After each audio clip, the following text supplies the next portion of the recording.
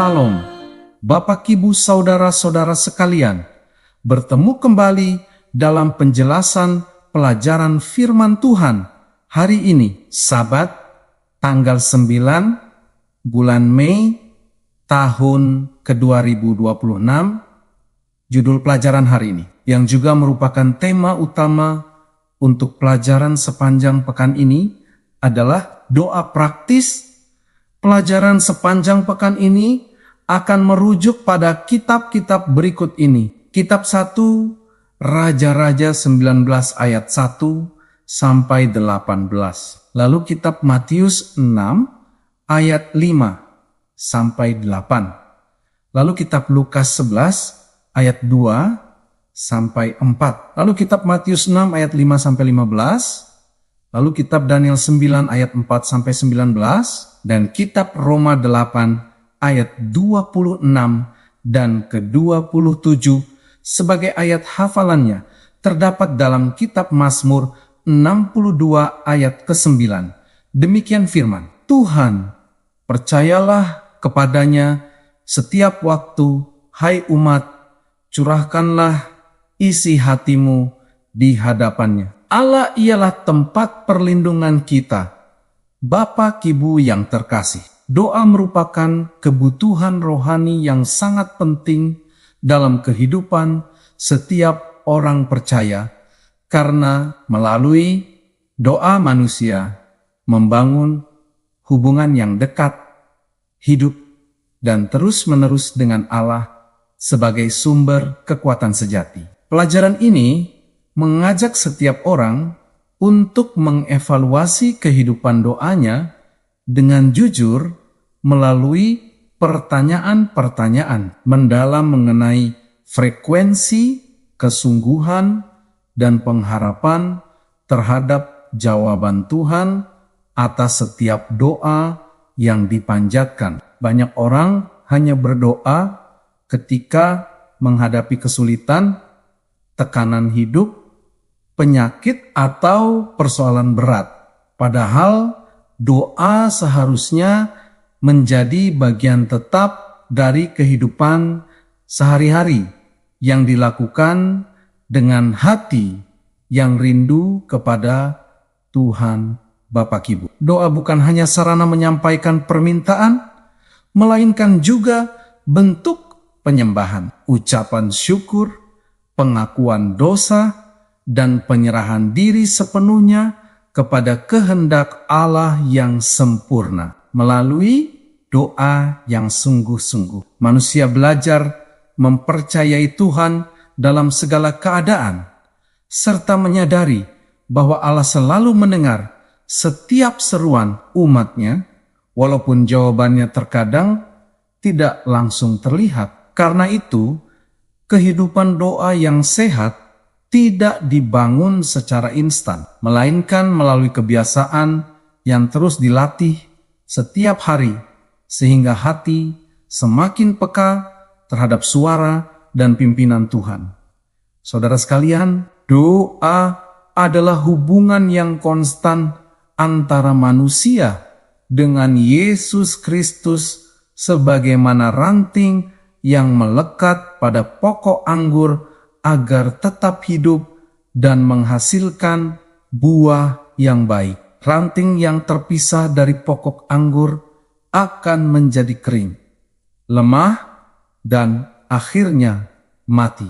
Demikian juga manusia yang jauh dari kehidupan doa akan kehilangan kekuatan rohani dalam menghadapi pencobaan dan tantangan hidup. Kutipan Ellen G. White menjelaskan bahwa manusia harus terus-menerus menerima kekuatan rohani dari Kristus agar pertumbuhan iman tetap subur dan tidak mengalami kemerosotan rohani. Saudara, kehidupan doa yang berkesinambungan membuat seseorang semakin kuat menghadapi tekanan hidup, karena ia menyadari bahwa Tuhan selalu menyertainya dalam setiap keadaan. Banyak orang mengalami kekosongan rohani bukan karena Tuhan meninggalkan mereka, melainkan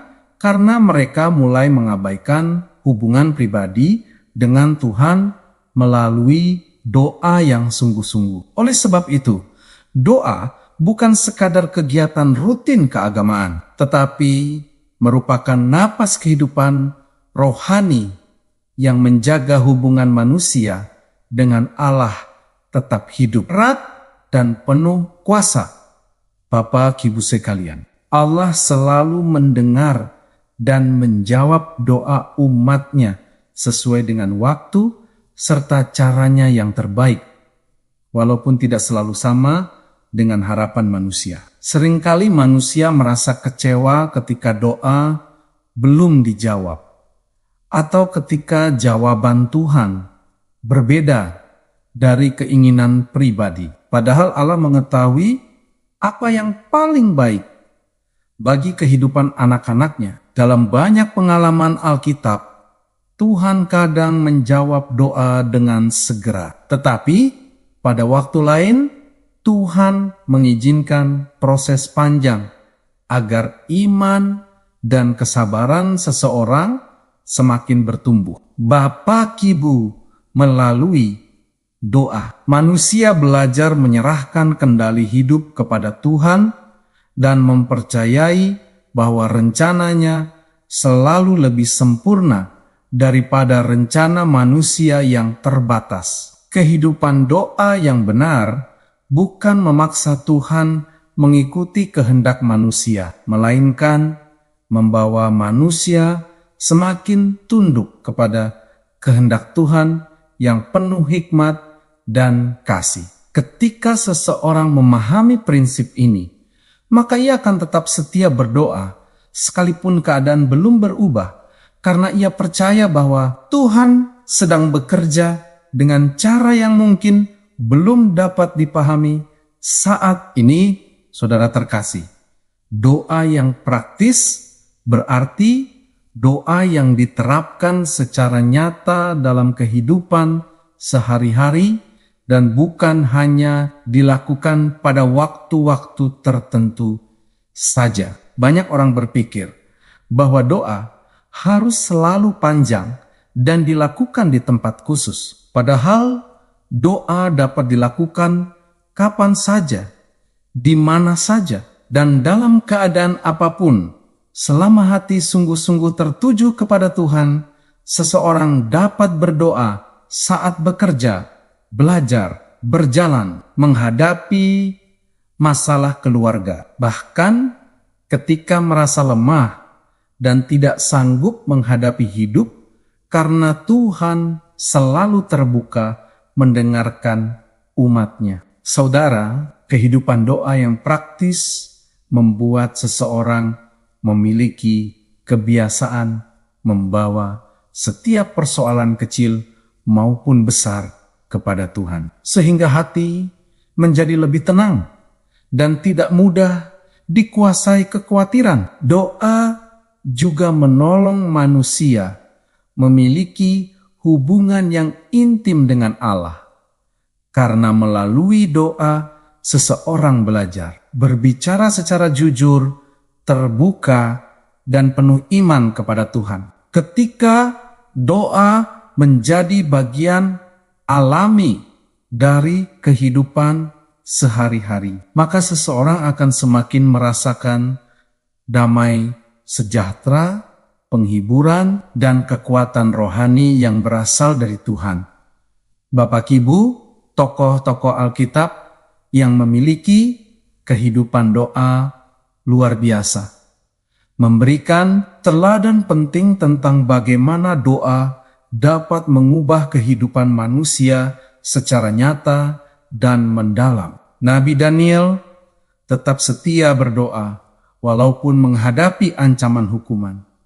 Elia berseru kepada Tuhan dalam masa kelelahan rohani. Dan Yesus sendiri memberikan teladan kehidupan doa yang disiplin serta penuh penyerahan kepada Bapa. Dari kehidupan mereka terlihat bahwa orang yang berdoa bukan berarti tidak memiliki pergumulan, melainkan mereka memiliki tempat untuk bersandar ketika menghadapi kelemahan dan tekanan hidup. Bapak, Ibu, doa memberikan kekuatan baru bagi orang yang putus asa, pengharapan bagi yang takut, serta ketenangan bagi mereka yang sedang mengalami pergumulan berat dalam hidup. Tokoh-tokoh Alkitab tersebut menunjukkan bahwa kuasa doa bukan terletak pada kehebatan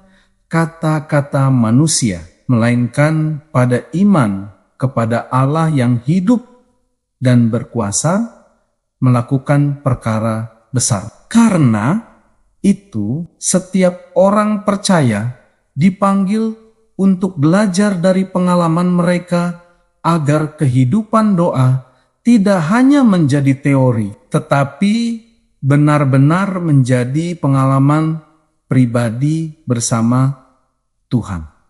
Saudara-saudara, pelajaran tentang doa praktis ini mengingatkan bahwa kehidupan rohani yang kuat tidak dapat dipisahkan dari kebiasaan berdoa yang tekun, tulus, dan terus-menerus. Dunia saat ini penuh dengan kesibukan, tekanan, dan gangguan yang sering membuat manusia kehilangan waktu untuk berdiam diri di hadapan Tuhan. Padahal, justru dalam keadaan seperti itulah doa sangat dibutuhkan. Orang yang menjaga kehidupan doanya akan memiliki kekuatan untuk menghadapi persoalan hidup dengan lebih tenang karena ia menyadari bahwa Tuhan adalah tempat perlindungan yang sejati. Ayat hafalan dalam kitab Mazmur 62 ayat 9 menegaskan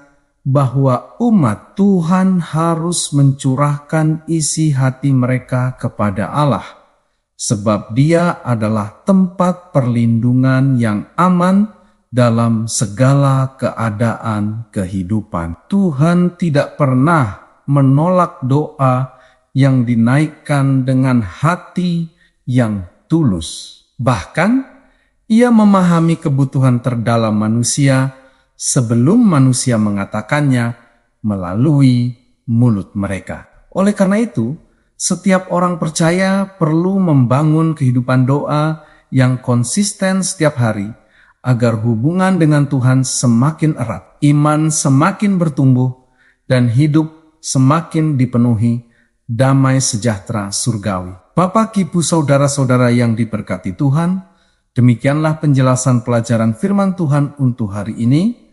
Sampai bertemu pada pelajaran yang berikutnya. Tuhan memberkati kita semua.